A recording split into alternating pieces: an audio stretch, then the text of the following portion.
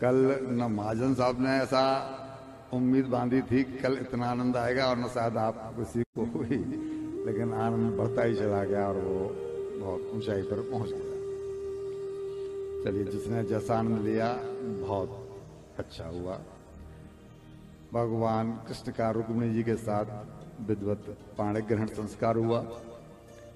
ये सब हुआ है द्वापर में,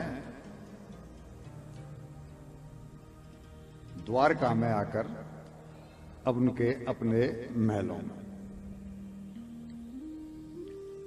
भगवान कृष्ण की आपको बता दें, दो पत्नियों का उल्लेख शास्त्रों में मुख्य रूप से मिलता है। दो पत्नियों का। रुक्मिणी जी को उनकी ऐश्वर्य शक्ति रूप पत्नी कहा गया है। यानी जहां कहीं भी ऐश्वर्य का प्रसंग आता है वहां रुक्मिणी जी को याद किया जाता है, लेकिन जहां प्रेम का और शक्ति का, आह्लादनी शक्ति का प्रसंग आता है वहां उनके साथ में पत्नी रूप में राधा जी ही हैं, रुक्मिणी जी नहीं है। तो भगवान का अब गृहस्थ आश्रम चला। अभी तक तो भगवान अविवाहित थे, विवाहित हुए तो गृहस्थ आश्रम उनका चला। तो जैसा कि कल हमने कहा था कि कामदेव ही उनके प्रथम पुत्र के रूप में जन्मा, जिसका नाम प्रद्युम्न रखा गया। इनका दूसरा विवाह हुआ जाम्बती से, तीसरा सत्यभामा जी से, चौथा कालिंदी जी से और पांचवा उज्जैन के राजा बिंद अनुबिंद, उनकी बहन हुई हैं मित्र बिंदा, उनसे हुआ है। छठा विवाह राजा नग्नजीत की कन्या सत्या से हुआ। सातवां विवाह भद्रा से हुआ और आठवां विवाह मध्य प्रदेश की राजकन्या लक्ष्मणा से हुआ। इन पटरानियों, 8 पटरानी हैं ये, लेकिन अधिक प्रसंग में जो आती हैं वो 3 ही रानियों की जिक्र आती है। सत्यभामा जी का भी आता है और जाम्बती जी का भी आता है, रुक्मिणी जी के अलावा। बाकी सारी पत्नियों का अधिकतर नाम साइलेंट ही रहता है। भगवान की इनके अलावा 16,100 पत्नियां और हुई हैं।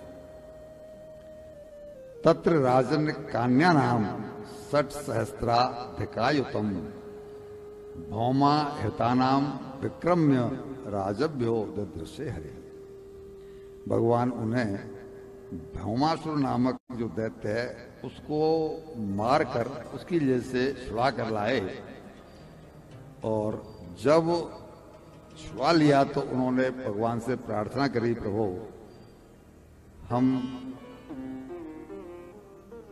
महिला हैं, राजा के यहां से आपने छुड़ा तो लिया, लेकिन न हमारे परिवार वाले हमें अपनाएंगे और न कोई हमें अपनी पत्नी रूप में स्वीकार करने को राजी होगा। प्रभु हमारा जीवन ऐसा ही रह जाएगा। भगवान ने कृपा करी और भगवान ने इन सबके साथ स्वयं विवाह कर लिया। भागवत में तो प्रसंग ऐसे है, लेकिन जो गर्ग संहिता है उसमें प्रसंग ऐसे नहीं है। हम अपने मुंह से कहना नहीं चाहते कि कौन सा ज्यादा ठीक है और कौन सा ज्यादा सटीक है, लेकिन दोनों सुना देते हैं कि गर्ग संहिता में जो प्रसंग है उसके अनुसार जब देवी पृथ्वी ब्रह्मा जी को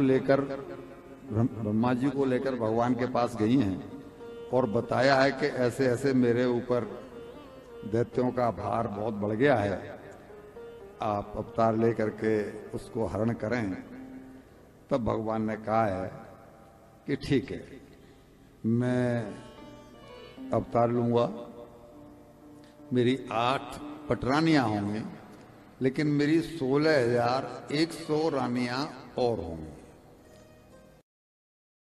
लॉजिक ये है जो हमें समझ में आता है कि 16,100 रानियों की भगवान को आवश्यकता क्यों पड़ी।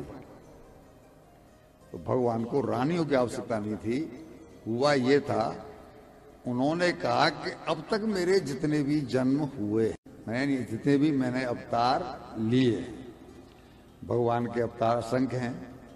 हर कल्प में हर घटना पर भगवान का अवतार होता है, और जब वो आते हैं उनकी पत्नी भी होती है, तो वो कहना चाहते हैं कि अब तक मेरी जितने भी अवतार हुए उनमें जो जो मेरी पत्नियां हुई, वो सब भी यही चाहते हैं कि जब आप लीला करने जाया करें तो हमें भी अपने साथ लेकर के चला करें, क्योंकि अच्छा लगता है।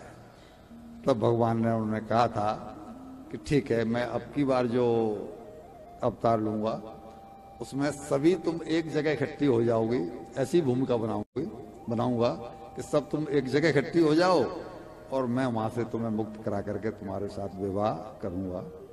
वो कहते हैं कि ये सभी रमा का ही अंश हैं जो 116 हुई थी, और इसीलिए इसके मन में ये प्रेरणा हुई। ये जो भौमासुर है, इसकी कल्पना ये थी कि जब ये 1 लाख हो जाएंगी तब मैं इनके साथ विवाह करूंगा। मीन्स ये पवित्र हैं उसके राज्य में रह करके भी, क्योंकि उसकी कल्पना ही ऐसी थी, भगवान की प्रेरणा ही ऐसी थी, भगवान को इनको अपने साथ लेकर के आना था। भगवान कहता है जो मेरा हो गया वो फिर किसी दूसरे का,